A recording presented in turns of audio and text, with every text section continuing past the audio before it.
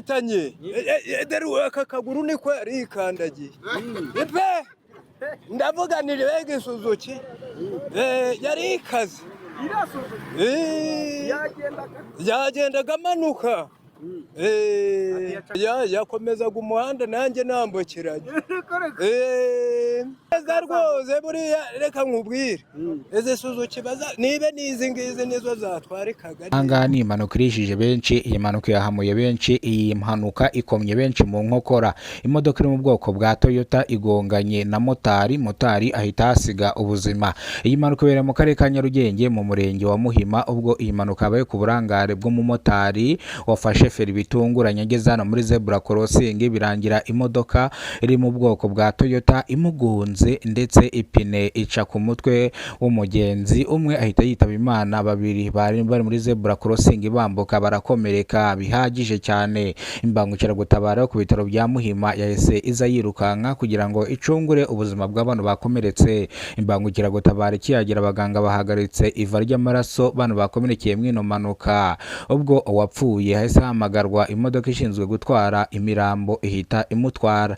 Ibi byarishije benshi, abandi batangira kwifata ku munwa, dore ko iyi mpanuka yabaye ku iki gicamunsi mu masaha ashyira saa 10 z'umugoroba nibwo iyi mpanuka yabaye. Iyi mpanuka yakomye benshi mu nkokora, iyi mpanuka yarishije benshi, iyi mpanuka yakuye benshi mu byabo, bamwe barahahamuka, bamwe mu bagenzi batega moto batangiye kugira ubwoba. Iyi moto yakoze iyi mpanuka yahitanye ubuzima bw'umuntu umwe, yariri mu bwoko bwa Sipiro, bamwe bavuze ko akabaye icwende katajya koga, akabaye icwende ntago kajya koga.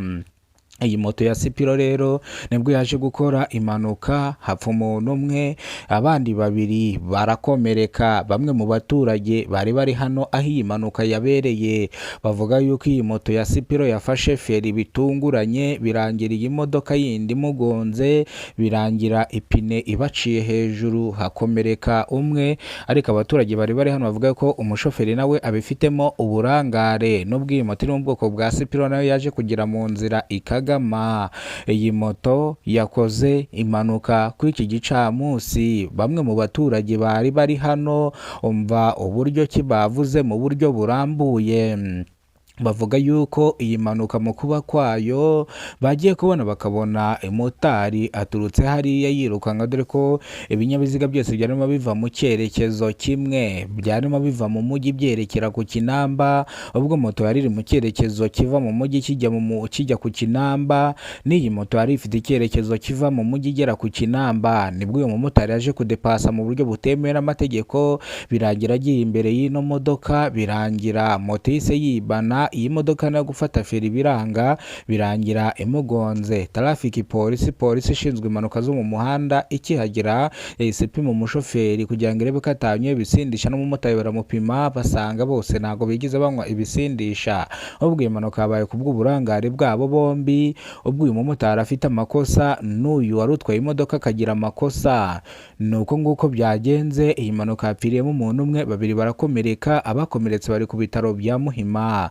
Uwapfuye aho yajyanwe namwe ubwo murahumva, ntago ndibwigere mbishidikanya cyangwa mbisubiramo. Nge mwumvaga mwana makuru nitwaga Kidasamura rw'inkorogoto bakora rugakonkoma. Imana ibarinde ibahezagire, ibahereza ubuzima buzira umuze. Amakuru nakagaruka.